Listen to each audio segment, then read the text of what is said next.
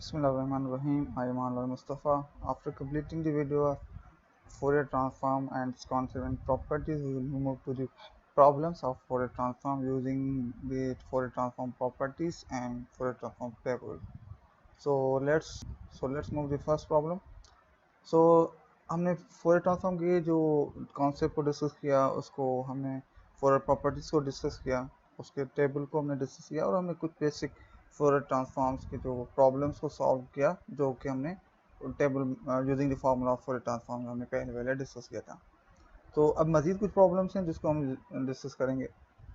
उन्हीं प्रॉब्लम्स में एक सबसे पहला प्रॉब्लम हमारे पास है, उसके 3 पार्ट्स हैं। एक पार्ट है हमारा delta T minus T nought, दूसरा E power J omega T cos omega not T. ठीक है, अब पहले में आते हैं। पहला हमारा प्रॉब्लम है फोरियर ट्रांसफॉर्म। जब भी फोरियर ट्रांसफॉर्म किसके बराबर होता है? F of omega. Omega shows करता है कि ये फ्रीक्वेंसी डोमेन में, एफ कैपिटल में लिखते हैं। अच्छा, जब भी किसी चीज़ का ट्रांसफॉर्म करते हैं तो उसका जो भी ट्रांसफॉर्मेशन करें तो ये उसका ऑपरेटर यूज़ कर रहे हैं, ये उसका ऑपरेटर है। अच्छा, तो ठीक है, हम आगे।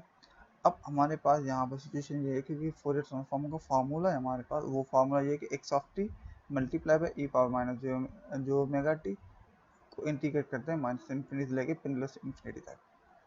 यहाँ पर हमारे पास डायरेक्ट आंसर लिखा हुआ है। अब डायरेक्ट आंसर कैसे आया? हमारे पास यहाँ पर प्रॉपर्टी हमने यूज़ की है फोरियर ट्रांसफॉर्म की। ठीक है, अब वो प्रॉपर्टी कौन सी है हमारे पास? वो ये है कि सॉरी, प्रॉपर्टी फोरियर ट्रांसफॉर्म की नहीं, हम Fourier impulse shifting property use कर रहे हैं। ठीक है, वो ये है कि x of T dot delta T minus T one, delta T को जब इंटीग्रेट करते हैं माइनस इन्फिनिटी से लेकर इन्फिनिटी तक, तो हमें जो आंसर मिलता है वो एक्स ऑफ टी वन मिलता है। मतलब इस फंक्शन में वो जो डिले आ रहा है डेल्टा में, वो डिले यहाँ पर शो कर देते हैं, एक्स ऑफ टी वन हो जाता है। तो यही सेम कॉन्सेप्ट यहाँ पे यूज करके डायरेक्ट फोरियर ट्रांसफॉर्म निकाला गया। ये माइनस प्लस इन्फिनिटी हो रहा है, ये जो डिले है इसको रिप्लेस कर दो इसके। एक तो तरीका ये हो गया हमारा फोरियर ट्रांसफॉर्म निकालने का, जो कि हमने आपके सामने देख लिया। अब दूसरा हमारे पास इसका एक तरीका है फोरियर ट्रांसफॉर्म का की मदद से निकालने का। वो क्या है? प्रॉपर्टी से। अब इसमें मैं आपको पिछली स्लाइड में दिखाता हूँ। ये प्रॉपर्टी आप ध्यान में रखें, टाइम शिफ्टिंग की।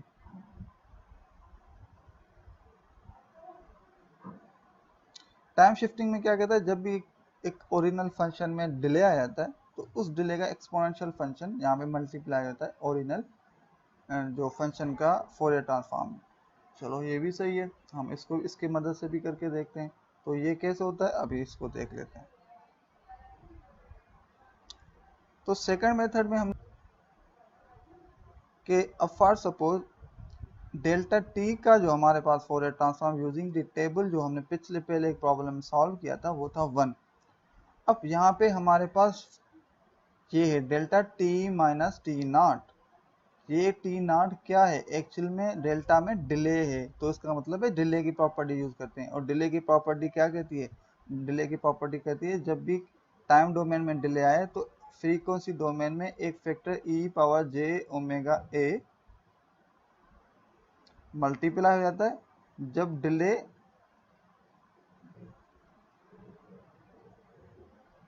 जब टाइम डोमेन में डिले कितनी हो, हमारे पास एक्स ऑफ टी माइनस ए, मतलब ए की अगर डिले है, टी माइनस ए की अगर डिले है तो वो फैक्टर यहाँ पे मल्टीप्लाई हो जाता है किसके साथ? जो ओरिजिनल हमारा फ्रीक्वेंसी डोमेन है। अब यहाँ पे ओरिजिनल डेल्टा टी का फ्रीक्वेंसी डोमेन कितना है? 1। डिले कितना आ रहा है? T not. इसका मतलब है टी नॉट वाला फैक्टर मल्टीप्लाई हो जाएगा, ई पावर जे ओमेगा ए की जगह टी नॉट आ जाएगा, मल्टीप्लाई बाय 1 जो ओरिजिनल फंक्शन का है। तो इस तरीके से करते हैं तब भी हमारे पास ये सेम ही आ रहा है। ठीक है, आई होप कि दोनों मेथड से समझ में आ गया होगा कि यूजिंग इसमें फिर भी प्रॉब्लम हो तो मुझसे इंटरेक्टिव सेशन में आप लोग पूछ सकते हैं आराम से, इसको जो भी प्रॉब्लम। अब हम आते हैं सेकंड पार्ट पे। ठीक है। सेकंड पार्ट हमारा क्या था, e power j omega naught.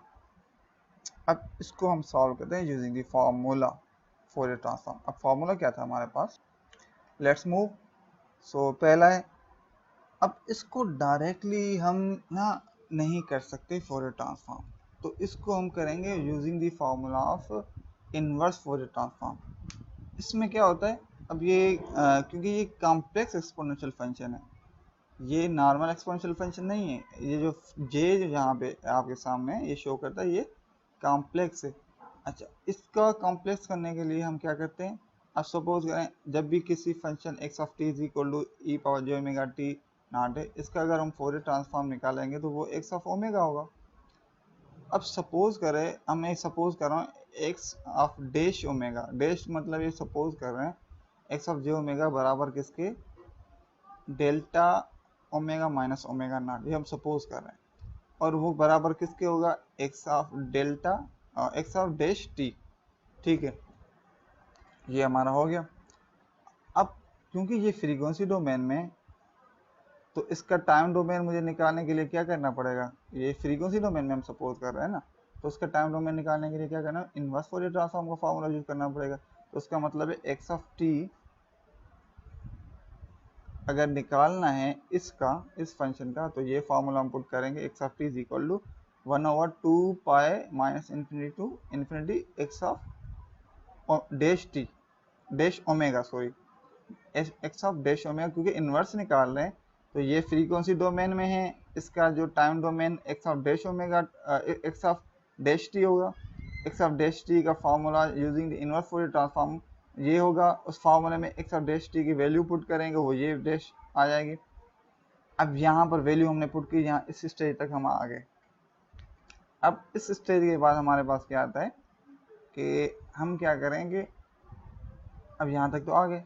अब इसके बाद हमारे पास अगेन वही प्रॉपर्टी, इम्पल्स शिफ्टिंग प्रॉपर्टी, कि जब भी किसी फंक्शन के साथ delta omega minus omega not T multiplied हो, तो उसमें जो ओमेगा नॉट जितना भी डिले है डेल्टा का, वो जो डिले होगा वो ओरिजिनल फंक्शन जो एक्स ऑफ टी है उसमें टी को उसको रिप्लेस कर देगा, क्योंकि हम यहाँ पर टी नहीं है, यहाँ पे डिले ओमेगा में, तो ये ओमेगा को रिप्लेस कर देगा।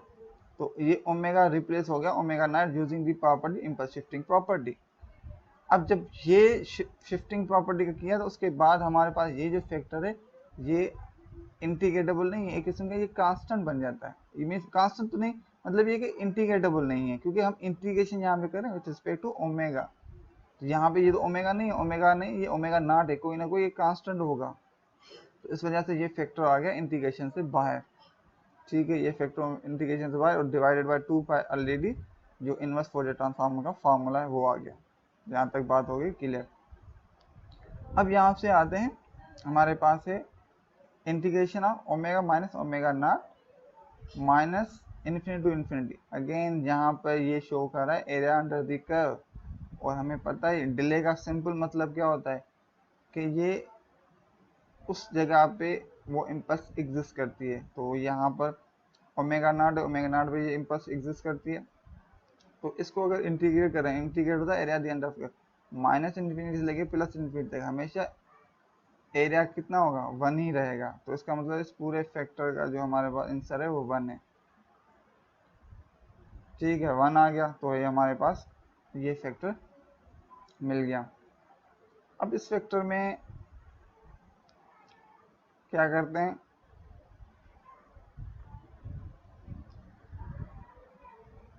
ये जो है 2 पाई, इसको इक्वल की साइड पे लेके जाएंगे, क्या बनेगा, यहाँ पे डिवाइड में है, यहाँ पे मल्टीप्लाई में आ जाएगा, यहाँ पे यूं x of dash omega T, इसका फ्रीक्वेंसी डोमेन क्या है, इसका फ्रीक्वेंसी डोमेन ये है, अभी अभी हमने सपोज किया हुआ था पहले।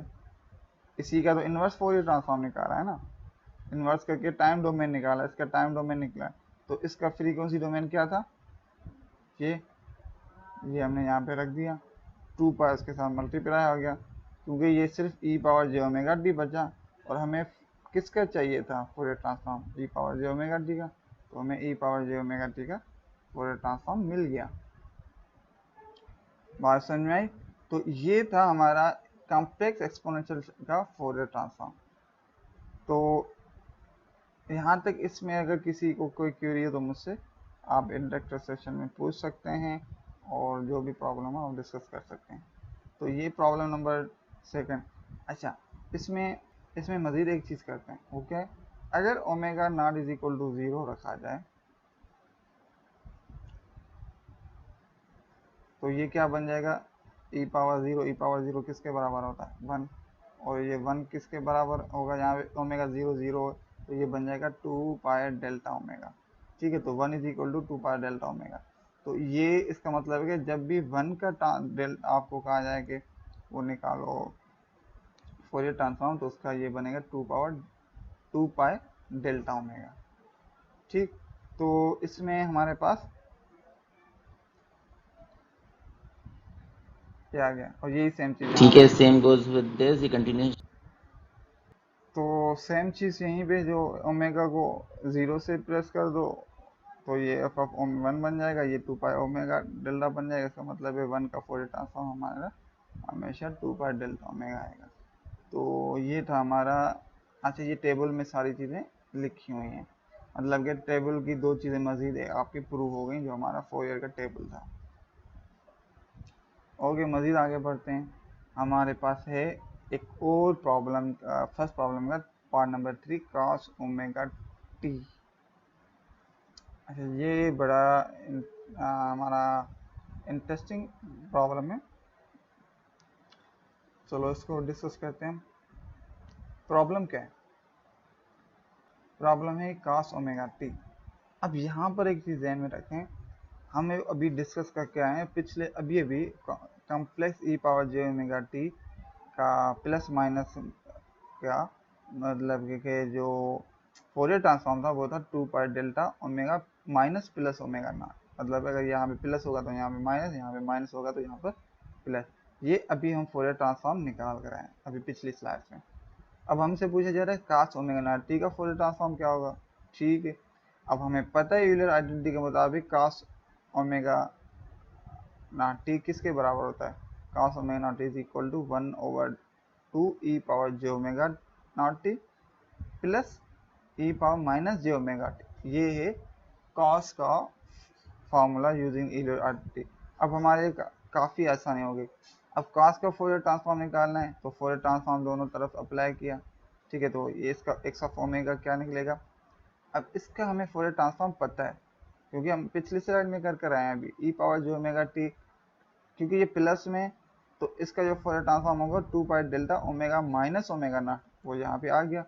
इसी तरीके से यहाँ पर हमारे पास एक और यहाँ पर आ रहा है E power minus J omega not T, तो इसका फोरियर ट्रांसफॉर्म क्या निकलेगा, ई पावर इसका फोरियर ट्रांसफॉर्म होगा 2 पाई डेल्टा ओमेगा, क्योंकि ये माइनस में है तो यहाँ पर प्लस ओमेगा नॉट आ जाएगा, तो ये यहाँ पर आ गया।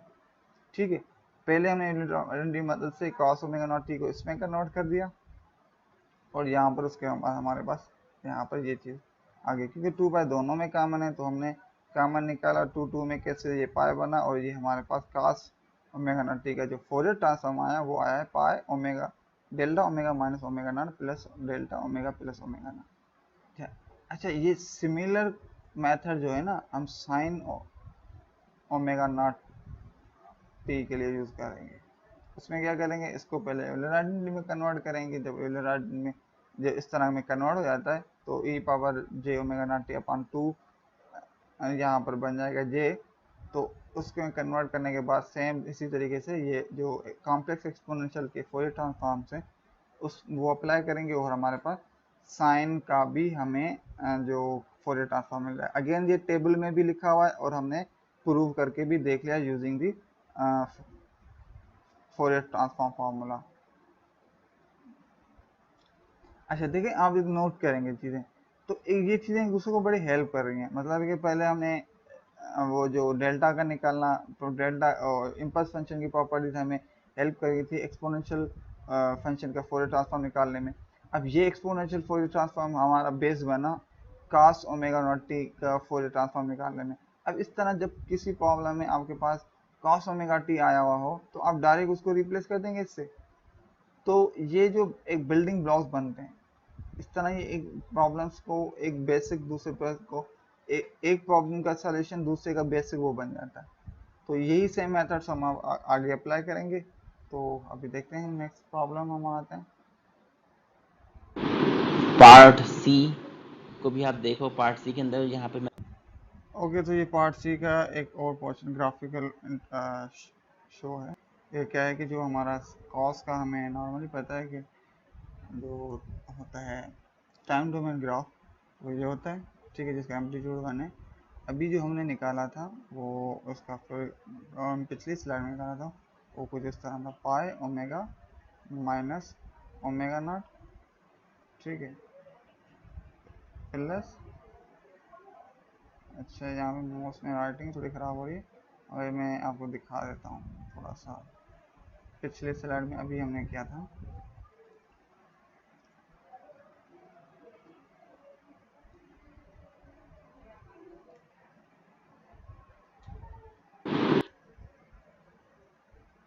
ये देखें, ये आपने पाई delta omega minus omega not. अब ये मतलब एक इम्पल्स है जो डिलेड है और ये एक इम्पल्स है जो एडवांस है। दो इम्पल्स हैं, उन दोनों का एम्पलीट्यूड पाई। तो यही सेम चीज़ जो है ना यहाँ पर ग्राफिकल फॉर्म में अगली स्लाइड में दिखाई गई है।